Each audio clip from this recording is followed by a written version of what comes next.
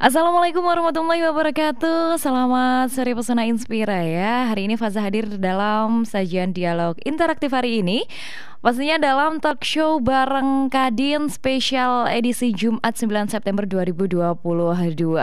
Dan hari ini Pesona Inspira kita akan membahas satu hal yang sangat menarik dan tentunya ini sangat bermanfaat untuk kita semua ya, yaitu gelombang inflasi datang harus bagaimana.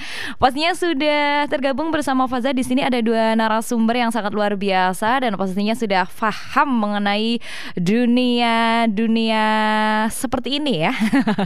Kira-kira dunia seperti apa yang akan kita bahas? Langsung aja, sebelum itu Faza akan sapa kedua narasumber kita. Yang pertama ada Bapak Dwi Sukatman. Selamat sore Pak Dwi. Selamat sore Mbak Faza. Selamat sore Pesona Inspira. Pesona Inspira. Sehat ya Pak Dwi ya? Alhamdulillah. Alhamdulillah, selalu cerah ceria ini kalau Pak Dwi itu ya.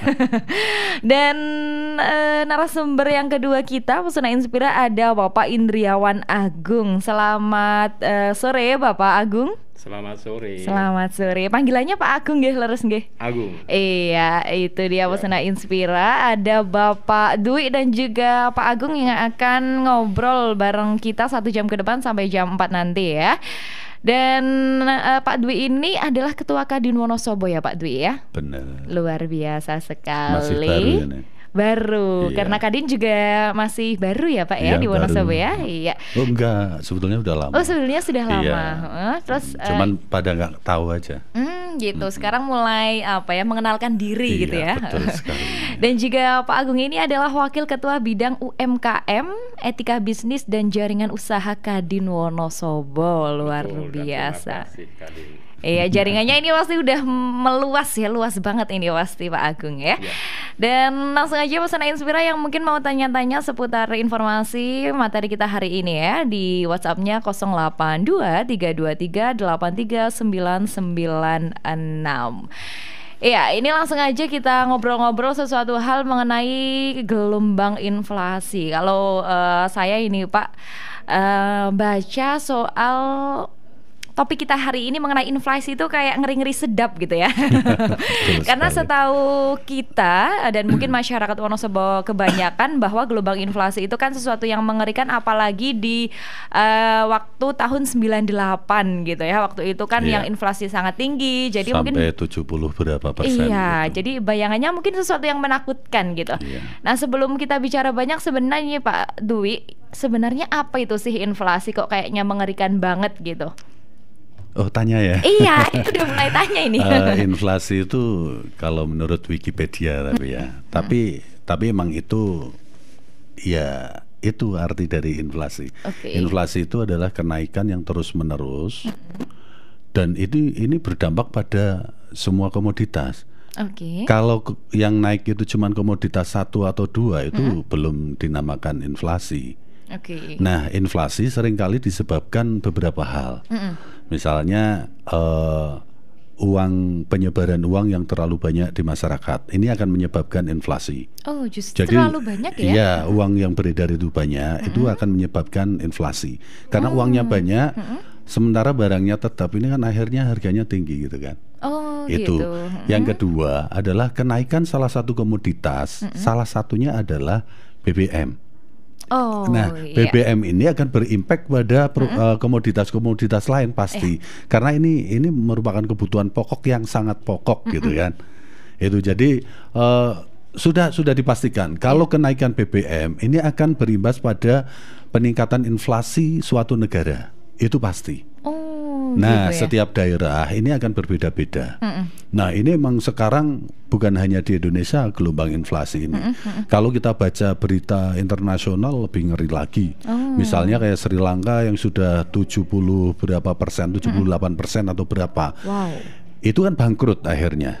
Suatu negara ya? Iya, presidennya melarikan diri. Begitu kan? Karena tidak mampu untuk mengatasi persoalan itu. Sebetulnya Indonesia pernah terjadi, yaitu di 97-98 itu inflasi yang sangat tinggi. Itu sampai hampir 80% kan. Itu jadi luar biasa. Itu karena turunnya nilai mata uang kita yang dari 2000 sekitar 2000-an lah, 2500 menjadi 16 sampai 17 ribu. Wow, wah ini kan luar ya? biasa. Jadi nilai rupiah jadi nggak ada artinya apa-apa gitu loh. Nah ini akan menyebabkan inflasi. Berarti dalam taraf tertentu memang inflasi ini sangat mengerikan ya Pak ya, Oh, untuk iya. bahkan tarafnya Iya. nasional seperti itu ya. Iya. Kalau tadi dibilang Pak Dwi itu kan kenaikan harga gitu. Kalau misalkan kita lihat pas mau Lebaran, itu kan juga kenaikan harga, itu bisa dibilang inflasi nggak Pak? Iya. Oh gitu ya. Iya. Kalau kenaikan secara terus-menerus dan itu menyeluruh kepada semua komoditas itu Iya. namanya inflasi. Oke. Cuman kalau itu kan sudah bisa diprediksi oleh pemerintah. Biasanya kalau menjelang Lebaran harus ada operasi pasar dan lain sebagainya untuk menstabilkan harga. Cuman kenaikan itu masih bisa dikendalikan. Iya. Kenapa dalam nasional sampai ke daerah itu ada namanya tim pengendali inflasi gitu kan. Bukan avatar tapi ya. Mengendali angin ya. Karena inflasi itu pasti terjadi di suatu negara, entah 1%, 2% atau 3%. Itu karena itu juga akan berdampak pada nilai investasi kita. Oke, Begitu. luar biasa. Itu nanti disambung lagi. Kalau Pak Agung, Pak mungkin menurut Pak Agung ada penyebab lain nggak Pak dari kenaikan atau dari adanya inflasi ini? Tentang inflasi kita hanya mungkin dalam safety dalam ekspansi manajemen kita ya. Hanya saja kita tentunya dengan inflasi bukan berarti kita berhenti. Kita nggak mungkin menunggu, tapi kita harus tetap bergerak. Iya. Nah, tentang inflasi, kita menghitung dengan ekspansi sehingga dalam perusahaan kita, industri kita tetap bisa berkembang. Hanya saja dalam perhitungan pun kita harus ada bisnis plan dalam seperti itu, sehingga kita nggak hanya menunggu, tetap bergerak. Gitu. Jadi kalau Pak Agung tuh kacamatanya udah kacamata pengusaha banget gitu ya. Kalau kita contoh, karena kita memang lebih banyak ke mobil niaga. Kami di dalam tahun 2009 itu juga ada kenaikan juga. BBM misalnya untuk bulan ini rame BBM. Saat itu memang juga menurun sebentar untuk penjualan untuk mobil niaga truk lah ya. Tapi nggak mungkin bergerak, tetap harus ada. Karena kebutuhan di Indonesia juga lebih beda dengan di luar negeri sana. Kenapa? Salah satu sederhana sih, kalau kita di Indonesia untuk konsumsi itu pun bisa beda-beda. Sehingga kebutuhan logistik pun lebih banyak di Indonesia, sehingga pebisnis logistik pun pasti sesuai kebutuhan sana gitu. Iya, benar banget. Kalau bicara soal inflasi, menurut Pak Dwi dan juga Pak Agung, sebenarnya inflasi ini bisa dihindari nggak Pak? Atau memang inflasi ini adalah hukum alam yang pasti akan terjadi di suatu negara atau di suatu wilayah?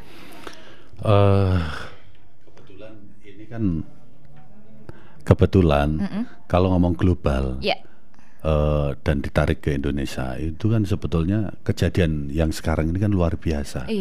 Karena kemarin tuh kan ekonomi sempat di-pause dengan pandemi COVID. Malah ini ada perang dagang, perang Rusia sama Ukraina. Sementara Rusia Ukraina ini salah satu pemasok bahan pangan dan energi di dunia. Ini yang menjadi persoalan sebetulnya. Sehingga saat ini itu masing-masing negara itu mengamankan masing-masing. Kebutuhannya masing-masing ya. Karena kayak misalnya kalau kita mau ngomong inflasi ya, di Wonosobo sekarang sudah di angka 6,78. Ini sangat tinggi sebetulnya. Wow, berarti sudah terjadi sebenarnya ya Pak ya? Sudah, ini sudah. Terus sementara angka nasional 4,9. Berarti lebih tinggi dari angka nasional. Angka provinsi di sekitar 4,9, sempat turun di bulan Juli Ini 4,28. Mungkin bisa saya sampaikan beberapa inflasi yang terjadi di beberapa negara. Ini sebetulnya sebagai bahan antisipasi kita saja, bahwa kita emang harus siap-siap dengan kondisi itu. Misalnya kayak Brasil itu sudah di atas 10%. Brasil. Terus Lebanon itu sudah 206%.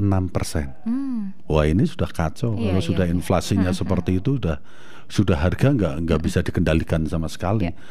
Turki mendekati 80%. Wow. Padahal negara yang kita, ya? padahal negara yang kita anggap sebetulnya sangat mapan gitu kan. Iran hampir 40%, Sudan 220,7%. Wow. Suriname 62,2%, Syria 139%, Ethiopia 136,6%. Nah, Afrika ini sangat terdampak adanya perang Ukraina sama Rusia, karena gandum mereka itu rata-rata dari Ukraina dan Rusia. Kalau Indonesia 80% dari Australia. 20% dari dua negara itu. Tapi jadi, walaupun tetap mengalami kenaikan ya Pak gandum ya. Iya, tapi kita cenderung aman. Yang penting pada saat ini pemerintah harus memastikan stok pangan itu ada. Aman. Iya. Karena begitu. Itu yang inti ya. Iya, jadi ini kan menjadi kebutuhan dasar manusia. Dalam kondisi yang kita sangat ekonomi sangat parah, itu pangan menjadi nomor satu. Yang penting masyarakat dan rakyatnya makan gitu kan. Itu juga terjadi bukan di negara berkembang dan negara miskin. Di negara maju misalnya, New Zealand itu sudah 7%. Sebetulnya angka Indonesia itu warning itu di 7%. Dan kita sudah mencapai 4% ya Pak 4,9. Nah, ini makanya setiap daerah ini harus bergerak untuk mengendalikan inflasi. Amerika sudah 9%. Australia sudah di atas 5%, Kanada 8%, Venezuela sudah 220%. Ini artinya memang ekonomi global ini lagi mengalami yang namanya turbulensi. Jadi goyangan yang luar biasa. Nah, makanya saya sempat pas di Web TV itu saya menyampaikan bahwa ini sebetulnya ekonomi dunia itu lagi tidak baik-baik saja. Tapi kenapa pemerintah, khususnya pemerintah daerah waktu itu kok belum ada gerakan apa-apa gitu loh. Kita yang menjadi pelaku usaha itu sudah sangat, ini kan dilematis sebetulnya Mbak. Kalau jenengan pengen tahu ya, misalnya dampak dari inflasi, jenengan nyimpen uang misalnya 10 juta gitu di bank. Sekarang dengan inflasi yang sekian, itu bisa kita dapat apa gitu kan. Tapi nanti setelah inflasi sangat tinggi, itu 10 juta tidak dapat barang yang sama pada saat ini. Paham? Karena semuanya naik seperti itu. Oh iya. Semuanya naik. Nah, itu makanya banyak sekali yang terus ras gitu loh. Nah, ini yang berbahaya. Kalau sampai terjadi ras, penarikan uang besar-besaran di perbankan. Oh, itu kemungkinan terjadi seperti itu, Pak? Iya, sangat mungkin. Karena gini, tapi gini juga, misalnya kita tidak pegang cash di saat inflasi seperti ini. Ini banyak negara ini. Negara yang sudah tingkat inflasinya sangat tinggi, mereka punya uang pasti langsung dibelanjakan. Pangan atau apa itu pasti langsung. Berarti, karena kekhawatiran dia tidak dapat barang itu, apalagi kebutuhan pokok. Itu yang terjadi. Makanya ini sangat bahaya kalau sudah terjadi ras. Nah, makanya ini makanya saya juga pesan sama Pak Bupati kemarin, selain pengendalian secara instan, ini ada edukasi ke masyarakat. Jadi berimbang, kita jalan bareng-bareng lah. Uang di perbankan tetap ada karena butuh uang di perbankan untuk menjaga kestabilan ekonomi gitu kan. Apalagi ekonomi makro ini kan harus dijaga. Luar biasa, dan pastinya semua masyarakat akan terdampak dengan adanya ini ya Pak ya, semuanya. Pasti. Tadi Pak Dwi mengatakan bahwa di Wonosobo sudah mencapai angka 6 sekian gitu.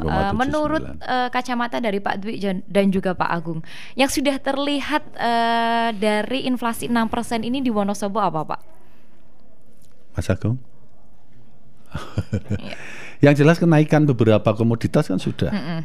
Iya, memang beberapa. Terus sekarang kendaraan pun, angkutan itu walaupun belum ada secara resmi, mereka sudah naik.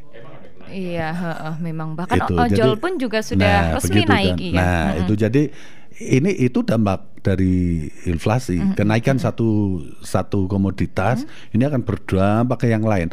Kalau sudah ngomong angkutan kok naik, ini pasti yang lain akan naik semua gitu loh. Karena jasa angkutnya naik. Itu kan kalau kita ngomong di sebuah usaha itu menjadi fixed cost, dan fixed cost ini harus dikeluarkan karena untuk bawa barang itu sampai ke pasar atau kemana, dan itu akan dimasukkan dalam operasional, HPP gitu kan. Yeah. Kalau HPP naik, nanti kalau kita keuntungannya tetap, ya harganya tetap naik gitu loh. Sementara sebetulnya dilema kita itu kan kalau kita mau menaikkan juga berat, masyarakat lagi berat. Kalau tidak dinaikkan HPP-nya kita sudah naik, ya kan? Yeah. Jadi bagi pelaku usaha ini sebetulnya masa yang cukup sulit, dilematis gitu loh. Iya, memang akhir-akhir ini juga memang banyak beberapa hal yang naik ya, seperti sayur, ada beberapa sayur yang naik dari reporter Radio Pesona juga. Kalau misalkan datang ke pasar terus tanya gitu, ternyata ada mengalami kenaikan beberapa komoditi di pasar seperti itu. Kalau mungkin dari Pak Agung sendiri ada nggak Pak sesuatu yang dilihat dari kenaikan inflasi ini? Ya, hanya melanjutkan dengan Pak Dwi. Jadi untuk apa yang disampaikan tadi, misalnya ras juga kan, itu kan memang bisa terjadi memang. Mungkin kalau kita sampaikan salah satu contoh bank pun mungkin bisa lah, cuman kita nggak berani menyampaikan ya, udah lama mungkin. Cuman memang di dalam kondisi seperti ini kita memang harus tadi tak sampaikan safety, hati-hati memanage cash keuangan. Ya. Cash flow kita memang harus kita manage hati-hati, karena kalau perusahaan yang boros dalam tidak memanage cash flow-nya agak gagal, bisa diakuisisi yang lain. Itu contohnya. Sehingga kita memang dalam membutuh cash flow itu kita harus dengan tinggi selektif. Selektif dengan perencanaan kita harus selektif. Ekspansi pun kita harus selektif. Sehingga kita memilih mana yang kita bisa bergerak gitu ya. Oke, luar biasa. Ini pembukaan kita dari tema hari ini ya. Inflasi datang, apa yang harus kita lakukan? Itu luar biasa berat ya Pak ya ini. Apalagi di lingkup Wonosobo yang sepertinya masyarakat tuh merasa bahwa Wonosobo masih baik-baik saja. Ternyata ada sesuatu hal yang kalau kita tidak peka bisa jadi seperti fenomena gunung es gitu ya. Jadi ini salah satu menjadi lampu kuning untuk hati-hati untuk masyarakat Wonosobo. Pak Dwi dan juga Pak Agung, kita akan melanjutkan perbincangan kita yang sangat menarik ini setelah pesan-pesan berikut ini.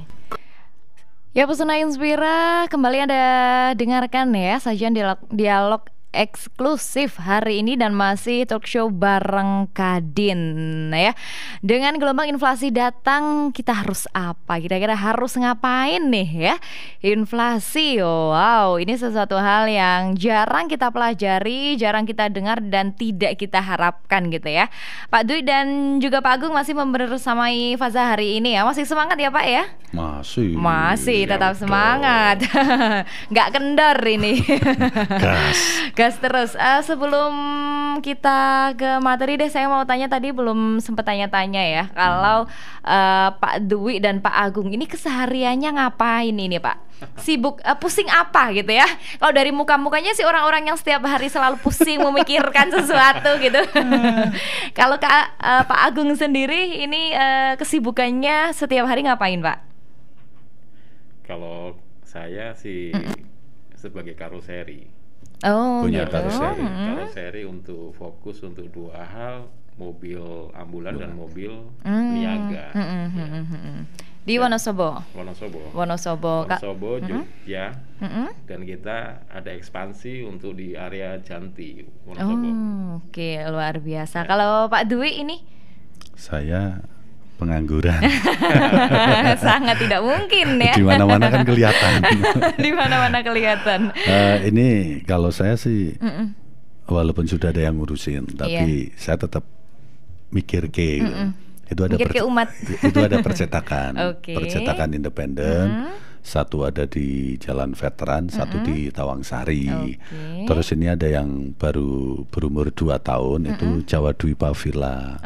Ya itu salah satu karena ada peluang terus saya tangkap gitu aja di dunia pariwisata. Oh ya, berarti gitu Mbak Faza. merambah kemana-mana ya. Barangkali ada saudara atau siapa mau nginep, boleh.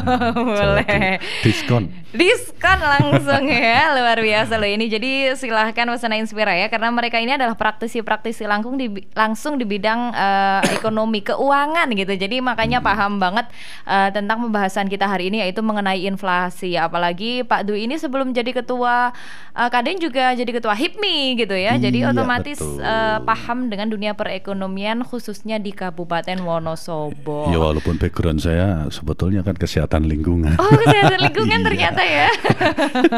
Pengelolaan sampah, limbah, air bersih itu makanan saya. Berarti hobinya bersih-bersih ini sebenarnya. Enggak. Tidak, malah aduh. Bersih-bersih saldo. Bersih-bersih saldo, luar biasa.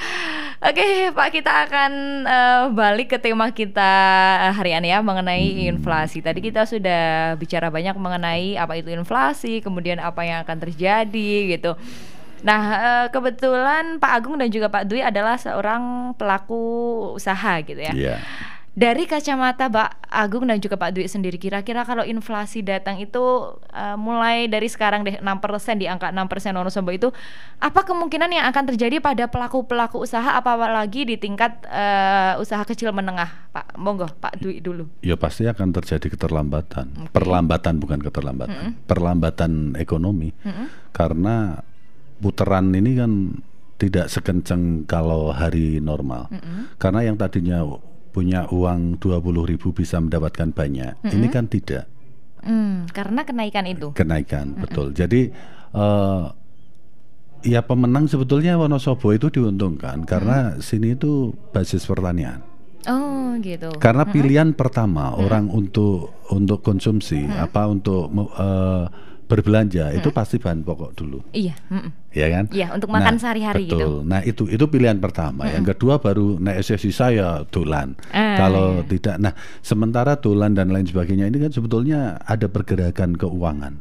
Multiplier efeknya luar biasa begitu loh. Kalau nanti orang berpikir untuk bahan pokok untuk makanan ini yang usaha lain kan terjadi perlambatan yang luar biasa. Iya benar sekali. Tunggu TV-nya nanti aja dulu. Sambil wait and see, lihat. Yang penting kita pegang cash bisa untuk beli bahan pokok. Begitu loh bagi yang paham kondisi. Iya benar paham ya. Ya paham. Nah, berarti itu dilakukan oleh negara-negara yang tingkat inflasinya sudah parah. Itu pasti uang itu dipegang dan untuk belanja hal-hal yang pokok, yang paling dasar. Iya, benar uang sekali. Dibelanjakan. Karena gini, mereka pasti berpikir kalau tidak beli hari ini dengan uang yang ada, besok sudah naik lagi. Iya. Karena cepat kenaikannya. Makanya sekarang bisa beli 2 kilo, besok seminggu lagi bisa jadi hanya bisa beli 1 kilo gitu loh. Makanya beli sekarang gitu loh. Nah itu mereka pasti akan lihat trennya. Kalau trennya masih naik terus, mereka akan belanja besar-besaran di saat mereka pegang uang. Oke, berarti. Nah itu yang berbahaya. Nanti akan ada penarikan besar-besaran dari perbankan. Ini yang sebetulnya harus diwaspadai. Kita ya harus bijak juga dalam hal ini. Iya, berarti memang salah satunya karena semua masyarakat mementingkan keperluan sehari-hari, jadi orang yang hidup utamanya dari misalkan pariwisata, dari transportasi itu akan mengalami kemandukan penghasilan juga. Betul, ya Pak ya. Betul. Sementara kemarin habis dihantam, terus ini ada lagi, ini kan sangat berat bagi mereka. Yang baru demi bangun lagi harus tidur lagi. Iya benar sekali. Baru aja mau bangkit udah harus ditekan lagi. Iya luar biasa ya. Kalau dari Pak Agung sendiri gimana Pak ini Pak pandangannya mengenai apa yang akan terjadi pada pelaku usaha? Ya, yang kita sampaikan memang di Indonesia ada peluang tentang logistik. Kenapa? Ya sampaikan tadi. Konsumen di Indonesia memang beda dengan kita di mana-mana. Betul. Karena makan pagi, siang, malam itu kita beda-beda. Sehingga ya contoh ya nasi pecel lah dan lain-lain ya. Sehingga ini pasti pagi megono, siang sego Iya. kuning, malamnya gudeg. Waduh. Ini kan macam-macam variatif. Luar negeri makan paling roti. Roti sudah selesai. Pagi roti, siang roti, betul. malam roti. Ini salah satu peluang di Wonosobo. Di Di Wonosobo dan di Indonesia. Indonesia. Nah, tentang logistik logistik memang salah satu peluang, hanya saja disampaikan tadi kita memang harus antara ekspansi itu pun harus hati-hati. Hati-hati, tetap hati-hati. Harus kita pun harus efisien juga, karena kalau enggak ya tadi yang terjadi cash flow kita salah gitu. Contoh BBM kita untuk bulan ini naik banyak ya Pak ya. Tajam banget ini ya. Saya pengguna Pertalite merasa keberatan. Gimana ini Pak? Kenaikan 32% itu di dalam asosiasi informasi bahwa logistik truk kecil, truk sedang, sama truk besar itu udah naik semua. Jadi ini contoh tak sampaikan ke teman-teman bahwa truk kecil itu 4 roda tuh, 4 ban itu ada kenaikan biaya atau untuk operasional tuh tarif ya. Tarif ongkos angkut itu untuk truk kecil itu 21% kenaikan. Kenaikannya 21%. Wow. Lalu yang kedua truk sedang, medium truk itu 6 roda, itu kenaikan di 23%, itu di asosiasi. Dan yang ketiga truk besar, big truck ya, tronton. Ya, dengan lebih dari 6 ban roda itu kenaikannya lebih tinggi juga, 25%. Wow, luar untuk biasa. Tarif ongkos angkut. Iya. Kami pun juga melakukan kenaikan juga di harga. Iya, pasti ya. Hanya saja kita memang tidak sampai di 20% sih kenaikan di karoseri kami. Misalnya ada pelanggan yang pemesan ke kami kenaikan 10-15%. Wow, berarti kenaikan kali ini nggak main-main ya, sampai angka 20 ya, itu luar biasa. Eksternal untuk pelanggan kami, tapi di internal kami memang mengatur dengan efisien, juga memilih kita membelanja material pun kita harus hati-hati itu. Iya, luar biasa itu. Jadi tentu semuanya berimbas ya, mengalami imbas dari adanya inflasi ini. Nah, ini saya akan bacakan satu pertanyaan masuk dari WhatsApp ya. Ada Ita di Jarak Sari mau tanya, kalau di Wonosobo sendiri penyebab inflasi paling besar berasal dari apa, dan bagaimana tips untuk masyarakat menyesuaikan pengeluaran di saat inflasi? Monggo, siapa dulu yang mau menjawab ini? Mungkin dari Pak Dwi dulu, monggo. Penyebab inflasi di Wonosobo tertinggi itu dari bahan pangan dan migas. Iya. Migas. Itu sudah terjawab ya. Terus apa yang harus dilakukan itu? Ya kita harus kreatif. Lahan kita yang kosong itu kan banyak. Tanah gitu ya Pak ya, dalam artian. Kita tanami. Harus sudah mulai. Ini paling tidak akan menurunkan yang pangan, begitu kan? Kalau migas kan sudah tidak bisa dihindari, begitu kan? Artinya kalau pangan itu kita sudah bisa swasembada per keluarga misalnya, ya minimal sayur atau apa gitu kita nggak usah beli gitu. Langsung metik gitu ya. Betul. Itu akan bisa menekan inflasi. Karena barang di pasar kan banyak. Tapi sebetulnya kalau saya sebagai pelaku usaha ini, makanya saya bilang dilematis. Di saat masyarakat itu swasembada, lah pelaku usaha sayur bagaimana? Benar. Begitu. Tapi itu langkah terberat yang harus dilakukan oleh masyarakat. Kita tidak akan berpikir 1-2 orang atau 10-100 orang. Kita berpikir banyak orang. Yang harus dilakukan adalah itu. Untuk menyelamatkan semua ya mungkin pasti ada yang dikorbankan, tapi tidak banget lah. Saya kira memang kita harus ada stagnasi perekonomian sementara. Tapi nanti kalau sudah normal, sebetulnya normal dengan harga tinggi, normal itu kan tidak harus turun. Karena pengalaman inflasi selama ini nggak ada dari yang sudah naik terus turun. Menjadi turun. Nggak ada. Berarti akan tetap di harga segitu ya. Makanya inflasi itu naik itu sebetulnya kalau kita orang yang berinvestasi itu juga akan berpengaruh dengan kenaikan investasi sebetulnya. Gitu. Tapi memang harus dikendalikan. Jangan sampai terlalu tinggi. Kalau terlalu tinggi ini namanya sudah abnormal gitu loh. Kalau sesuatu yang abnormal ini akan efek dominonya luar biasa. Apalagi BBM. BBM itu selama saya hidup gitu ya. Itu efek dominonya yang paling besar. Karena menjadi kebutuhan pokok. Itu yang pertama. Kita harus swasembada. Apalah sayur atau makanan minimal, misalnya tadinya makan megono, siangnya kuning, malamnya gudeg atau apa, gantilah. Iya. Nanti siangnya sama Budin. Iya, yang lebih sederhana. Budin gitu ya. seko kebon misalnya. Kembali ke zaman dulu ya Pak ya. Itu yang pertama. Yang Iya. kedua, sebetulnya masyarakat kita itu kan sekarang sangat konsumtif Ya, sebetulnya. Dalam satu rumah cek sekarang punya sepeda motor lebih dari 2 Iya. rata-rata. Mobil juga ada beberapa yang lebih dari 2. Tergantung jumlah orang ya. Makanya Isinya 3, motornya 3. Ini kan sebetulnya padahal di negara maju nggak ada seperti itu. Iya. Jepang itu angkutan umum yang ramai, Benar-benar. bukan kendaraan pribadi. Jadi jalanan itu ya lumayan sepi. Itu yang belum, apa karena kita negara berflower, Mbak ya. Jadi memang lagi masih euforia dengan hal-hal seperti itu. Iya, benar sekali. Jadi kalau saran saya itu pertama ya kita harus bisa lah swasembada pangan gitu kan, terus kecil-kecilan lah pakai, kalau nggak punya tanah polybag. Polybag ya. Di Wonosobo itu apa saja hidup kok, bisa tumbuh subur gitu. Terus yang kedua kita mulai lagi pakai angkutan lah, itu akan lebih hemat, pasti akan lebih hemat. Ya, seperti itu ya. Jadi ada beberapa tips yang memang bisa kita lakukan untuk menekan laju inflasi gitu ya Pak ya. Apalagi kayak yang dikatakan Pak Dwi tadi, kita diuntungkan dengan tanah yang sangat luar biasa suburnya. Sebetulnya gini Mbak, ngatasi inflasi itu kuncinya sebetulnya di pemerintah dalam pengelolaan keuangan.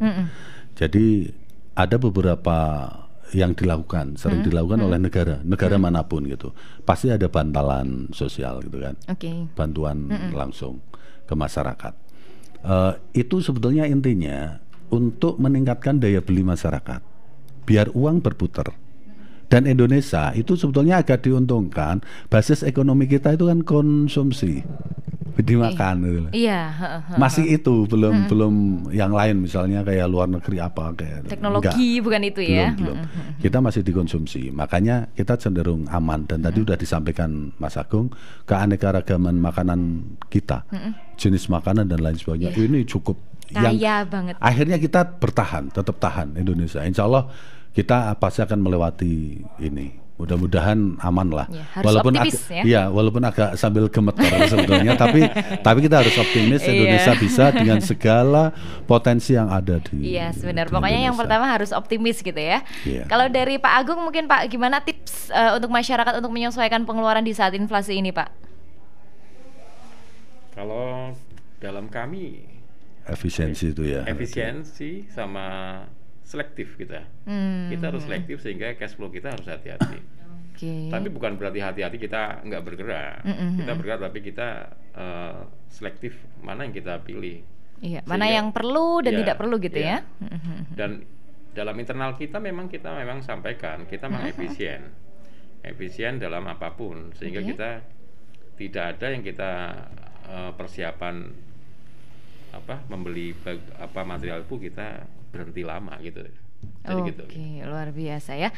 Dan ini masih ada WhatsApp yang masuk ini, ada dari Putra di Jaraksari. Mbak tanya, langkah pertama kali selain sabar, aduh ini udah tahu Bapak harus bersabar ya, ketika mengalami kerugian atau minus income alias pengeluaran gak sebanding dengan pemasukan, kira-kira seperti apa itu Pak, apalagi di saat inflasi ini? Siapa dulu nih? Mbak Faza dulu. Saya dulu yang jawab, aduh susah ya. Mas Agung dulu, Mas Agung. Nah kita sih nggak mungkin kita hanya berfokus untuk menyelesaikan problem, tapi kita berpikir solusi saja. Karena di dalam perjalanan kita pun memang pasti ada yang gagal gagal usaha. Apapun yang kita nggak tercapai itu kita harus ada. Yang penting ada, nggak hanya berfokus hanya permasalahan saja, tapi kita harus berpikir solusi. Sehingga solusi selektif pasti akan bisa bergerak gitu. Iya. Gitu ya. Kalau dari Pak Dwi gimana ini Pak? Ya kalau usaha itu kok tidak menguntungkan ya ditinggalkan kalau saya. Berarti harus ganti, artinya bahwa dia passionnya bukan di situ. Karena gini, saya sih, kalau saya alhamdulillah, karena mungkin basic market saya itu saya sudah kuat, karena saya 10 tahun wiyata bakti lah di dunia marketing. Wiyata bakti di dunia marketing, itu 10 tahunan, artinya di saat saya buka usaha, alhamdulillah sudah pelanggan konsumen sudah langsung ada gitu kan. Tapi Mas Agung juga beberapa kali buka tutup usaha, itu hal yang biasa. Ternyata passionnya di otomotif gitu kan. Itu pas. Tapi kalau ngomong peluang di saat sekarang, itu adalah di bahan pangan, di logistik. Kalau ngomong peluang di era sekarang gitu loh.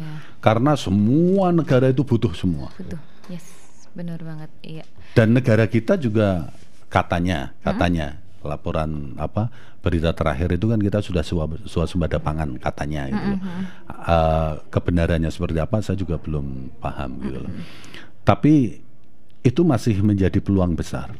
Pak Presiden pun kan menyampaikan bahwa peluang terbesar saat ini adalah di pangan. Iya, karena itu akan selalu dibutuhkan sampai kapanpun. Nah, sekarang itu kan banyak negara yang mengisolir.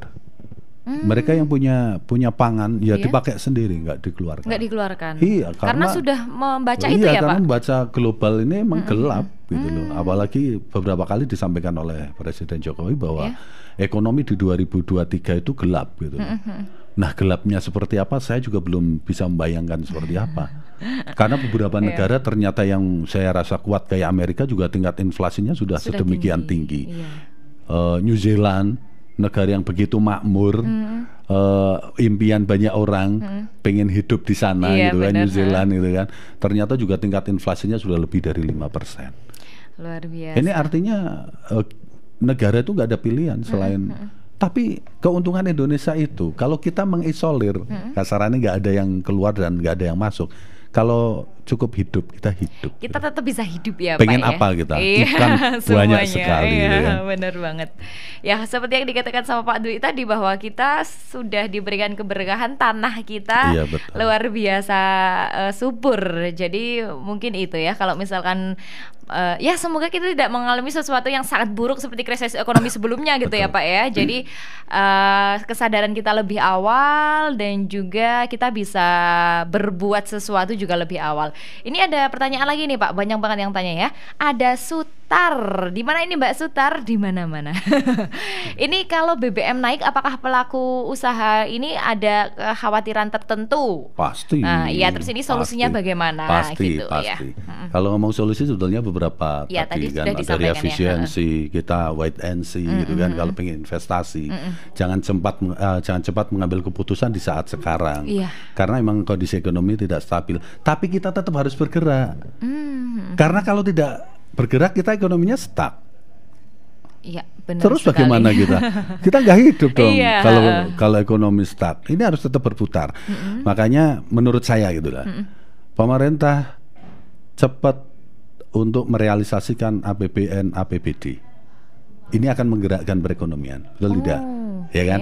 Uang ngucur ke bawah, ini akan bergerak. Bantuan sosial juga harus cepat. Harus cepat ini. Biar uang berputar di bawah. Ini karena beda, inflasinya bukan karena perputaran uang yang terlalu banyak, bukan. Itu salah satu penyebab inflasi, perputaran uang terlalu banyak gitu kan. Ini enggak, karena salah satu komoditas pokok di Indonesia dan di dunia ini mengalami kenaikan yang luar biasa. Gitu. Jadi kita itu memang agak susahnya karena ekonomi baru menyat langsung dihantam lagi gitu. Ini agak berat. Terus apa tadi pertanyaannya? Itu tadi. Solusinya apa? Iya, solusi. Ya kita ke pangan. Lagi-lagi tetap ke pangan. Apalagi PDRB kita itu kan tertinggi 36 sekian persen. Itu kan di pertanian. Nah, yang menguatkan kita di zaman pandemi kemarin itu sebetulnya pertanian. Coba kita bayangkan kalau kita perekonomian kita terfokus pada pariwisata kemarin, hancur kita. Ya, memang. Seperti Bali, Jogja, itu luar biasa dampaknya. Kehidupannya bersumber dari itu ya, pariwisata. Nah, kita diuntungkan karena PDRB kita tertinggi itu sekitar 36, sekian % itu masih dari pertanian. PDRB itu artinya perputaran uang, itu terbesar masih di pertanian. Itu kita diuntungkan itu. Syukur-syukur kita nanti bisa supply ke daerah lain. Iya, luar biasa. Jadi intinya di sini bagaimana kita bisa memanfaatkan dan tetap jangan boros-boros ya. Apalagi anak muda ini boros, biasanya tapi tetap bergerak. Iya, tetap bukan konsumsi. berarti terus jangan melakukan pengeluaran, tapi tetap akan tetapi kita harus tahu batas-batasnya, seperti itu ya Pak ya. Karena basis ekonomi kita tadi ya sebutkan adalah konsumsi. Kalau tidak ada yang konsumsi, stagnan ekonomi juga. kita stagnan. Iya, benar kita banget. mandek gitu. Nah, kalau tadi sudah bicara banyak soal inflasi ya, terus sekarang kita harus contoh real saja, ini kita harus bagaimana sebenarnya Pak, dari pelaku usaha, mungkin dari pemerintahan tadi sedikit sudah disampaikan sama Pak Dwi, dan dari masyarakat umum gitu. Seperti apa kita harus menanggapi adanya datangnya gelombang inflasi ini? Dari Pak Agung mungkin silahkan. Kalau kami salah satu, kita memang harus ada diversifikasi. Diversifikasi itu jangan terlalu banyak juga, karena kita terlalu banyak dengan membuka perusahaan pengusaha dengan bidang apa itu juga terlalu banyak.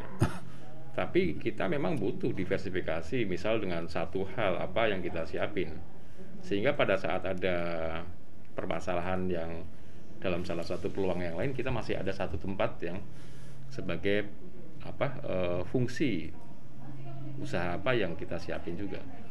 Jadi kita memang butuh diversifikasi. Jadi selain yang kita siapin fokus apa, kita ada diversifikasi, tapi diversifikasi juga terlalu banyak. Gitu aja. Gitu. Oke, itu solusi dari Pak Agung ya. Kalau dari Pak Dwi sendiri tadi mungkin sudah banyak banget disampaikan gitu. Tapi mungkin dirangkum ini Pak. Kalau saat ini ya selektif dan efisiensi sebetulnya tadi sudah disampaikan juga. Yang paling penting itu ya. Kalau kita pengen kebutuhan apa, kalau tidak begitu penting ya pending dulu aja. Gitu. Karena kita belum tahu ekonomi nanti mau seperti apa, gitu kan. Dan tadi apa saya bilang apa? Selektif. Selektif sama apa tadi saya bilang nyampaikan? Selektif dan hati-hati ya dalam melakukan pengeluaran gitu intinya tadi. Ya intinya itulah. Harus selektif, kita harus selektif.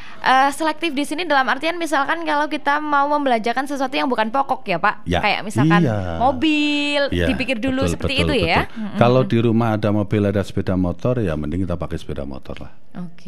Ini akan mengurangi banyak, gitu kan. Paling tidak kita tetap pegang cash. Yang tadinya harusnya 100.000 keluar, cukup 25.000. Kita saving. Ini untuk jaga nih hal-hal yang nanti terjadi. Terus misalnya tadinya setiap hari nongkrong, ya dikurangi lah. Ya 2 kali. Karena nongkrong ya tetap harus, karena ekonomi kan harus berputar. Ekonomi di tongkrongan juga ada ya. Iya, harus berputar. Itu kan harus diputar. Iya, gitu. benar banget. Nah, nggak terasa ini Pak Dwi dan juga Pak Agung juga Pesona Inspira, kita udah sampai di penghujung acara ya, jam 15.56. Luar biasa, ini perbincangan inflasi adalah sesuatu yang tidak boleh kita hindari, bahkan kalau bisa kita harus belajar agar kita tahu apa yang harus kita lakukan untuk menghadapi ini gitu ya. Nah, terakhir sebelum akan saya tutup nih, untuk Pak Dwi dan juga Pak Agung, silahkan menyampaikan closing statement, mungkin pesan atau sesuatu yang perlu disampaikan kepada masyarakat Wonosobo atau juga pemerintah Kabupaten Wonosobo, silahkan. Siapa dulu ini? Pingsut dulu. Monggo Pak Agung, silahkan. Yang terakhir mungkin Mas Dwi aja yang lebih lengkap. Kalau saran saya sebagai pengusaha, kita harus yang tadi sampaikan tadi, kita harus ada diversifikasi dan mari kita bergerak, jangan kita menunggu. Berhenti ya. Kita tetap bergerak. Ya. Yang kedua, yang terakhir, mari kita punya bisnis plan, manajemen dengan yang baik, sehingga nggak terjadi mismanagement. Kalau terjadi mismanagement, ya akhirnya diakuisisi akhirnya gitu. Jadi kita harusnya tetap bergerak, solusi, sehingga kita terus berkembang dan sukses, gitu aja dari saya. Iya, sebagai sudut pandang pelaku pengusaha gitu ya Pak ya. Kalau dari Pak Dwi, monggo. Kalau saya menggambarkan ekonomi saat ini itu kan lagi terjadi turbulensi. Kalau turbulensi di pesawat, penumpang melakukan apa? Apa ini namanya? Bertahan, gitu kan, pegangan sambil berdoa, gitu kan. Kira-kira begitu kan. Bertahan dalam hal ini kan, bertahan tetap kita produktif, gitu loh. Kita tidak bisa kalau tidak produktif, karena ekonomi kita itu kan ekonomi konsumsi. Jadi kita tetap harus bergerak. Cuman pergerakan kita tidak tidak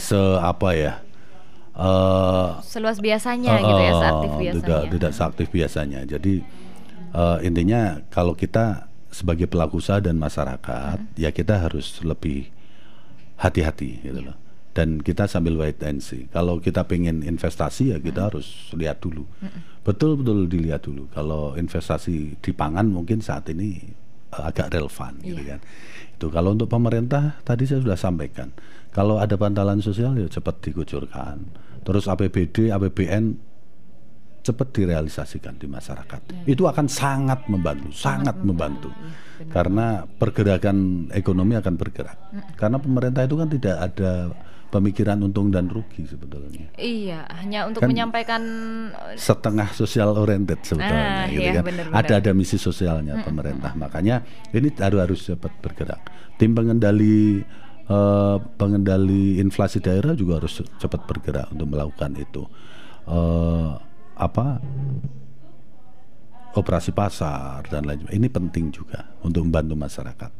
Tapi sebetulnya yang sangat dari program pemerintah beberapa itu menurut saya yang paling tepat sebetulnya padat karya. Masyarakat dapat manfaatnya, negara juga dapat manfaatnya, karena ada aktivitas ekonomi terus produktif gitu loh. Ada sesuatu yang diberikan dari masyarakat.